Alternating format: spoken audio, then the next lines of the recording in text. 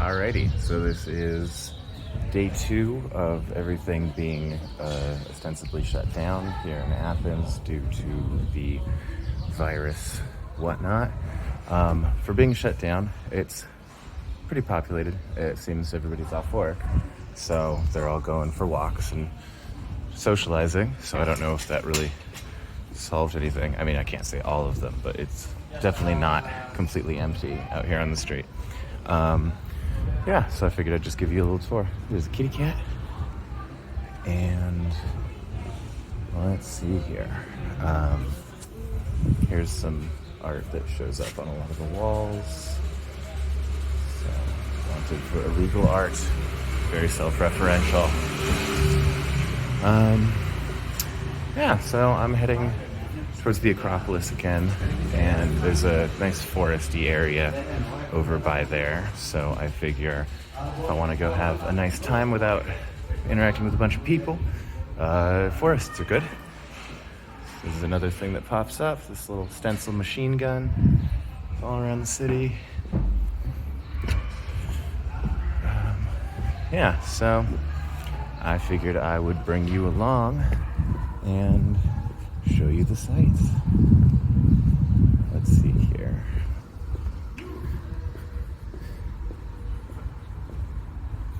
Here's some face, so that's cool.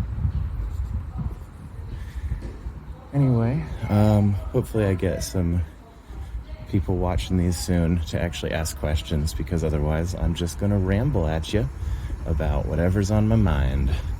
So, this is one that's been around a bit too. She shows up. This is Your Vulnerability is Your Strength. Apparently the artist is Sarah Erenthal. Okay. There's other ones, kind of feminist messages as that, so that's cool.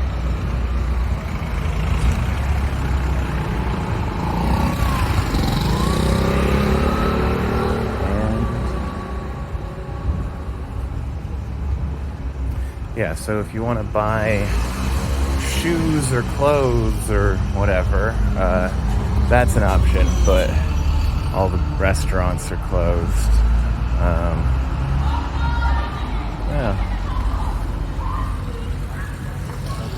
I'm also trying not to film people too close, because it's always rude when people film me without asking. I always find that creepy and annoying, so trying not to do that. So I'm gonna miss some street art that ordinarily I'd show you, because there's people, and plus I guess I don't want to get too close to them, because I might have it, they might have it. Oh, that's a cute little guy. Also, I don't know if I'm actually pointing the phone in the right spots, but I'll see when I look back. Let's see here. So there's been cars driving around in the morning with megaphones saying stuff in Greek. I assume is about the whole, I keep calling it a quarantine, but I don't know. I don't think that's actually the right term. I don't know if it's a shutdown or quarantine or whatever. Here, let's get you some good street art over here. Don't hit me, bust. Okay. So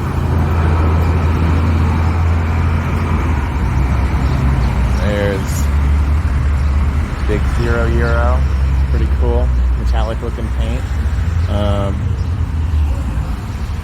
So also, because there's definitely things like this too, which is on like a business, so I wouldn't really technically call it street art, because I think it's more part of the infrastructure. I don't know, I feel like, for me at least, I generally only define it as proper street art if it's illegal, because I'm pretentious like that.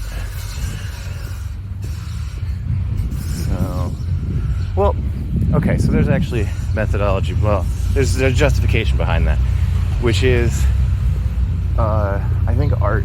Oh God, now I'm getting into art theory. Art for art's sake is always something I find really interesting, because it's not the artist trying to make money or something, because it's like even the one I showed you earlier, the lady, it was signed, so like that artist is making a reputation, and that's good art, and I think she probably should get a reputation for that, because cool. But there's something that's just, I personally find really gratifying about art, where you can't track down the artist. You can't, you don't, there's no use for it, you know? There's no way to exploit the artist being like, well, that was me, so I can take credit. If it's not signed, nobody knows. Anybody can say it's them, so saying it's you doesn't do anything. So like, what people write on bathroom stalls, graffiti, things like that, I always find to be really interesting, because it's something somebody felt the need to put there, and I can't tell what they're getting out of it. And maybe art for art's sake isn't even really possible, because they're definitely getting something out of it, or else they wouldn't do it. But from my perspective, it's unidentifiable. You know, I don't know what the justification is. I don't know what the reasoning is. I don't know if this is them trying to, you know, leave their mark on the world, or just be seen, or feel like, or just like vandalism. I don't know. So yeah, it's an odd aesthetic, I suppose, but it's one I like. So there's let's see, corner of I cannot see with this sun. Anyway, yeah, I should get to the forest maybe, and then hop back on the video if I want to keep talking, because, well, the shutdown is, I guess I should stay a meter away from people, or whatever. I don't know. Ish. I'm just gonna touch my face. It's gonna be great. I just took a shower. I guess I shouldn't touch my face. I should make a habit of not. Okay. Oh, those are nice leather bags. Anyway, I will probably make some more videos with some better sights. But yeah, here's Athens when everything is shut down. Everything in theory, I guess. This is a nice little shady area.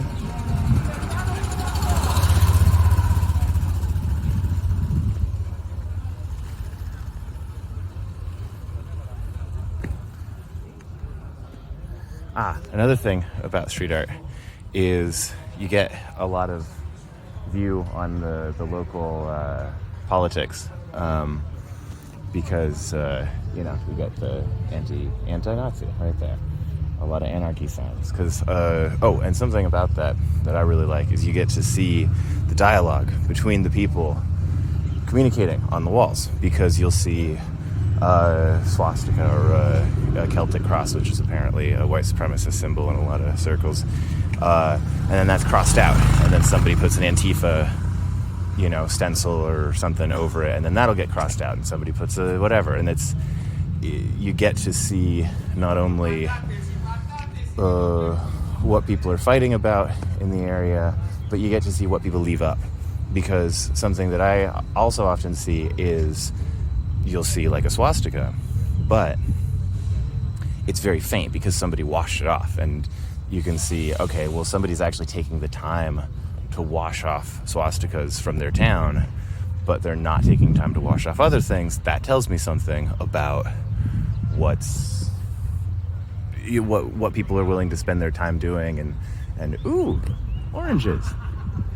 Anyway, yeah, so I guess, as I said in my other video, I'm a social scientist by trade, so I don't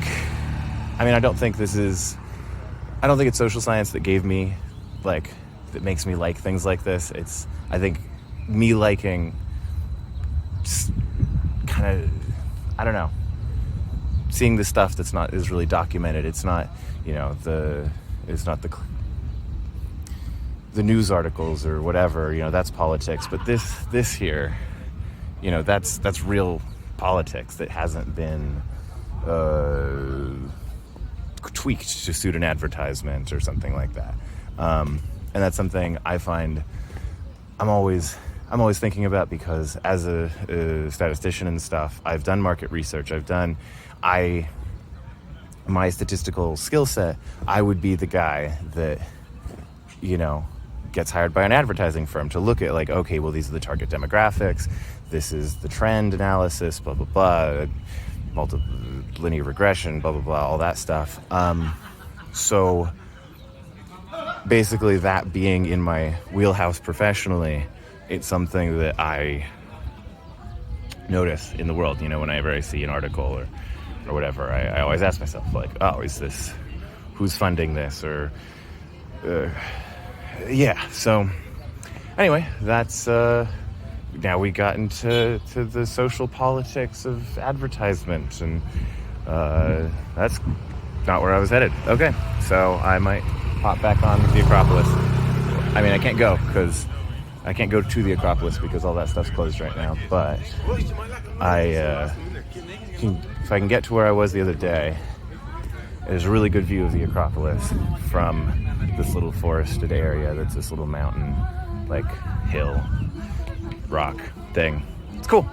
Anyway, this is me here saying what's up to you there. I really need to work on this outro.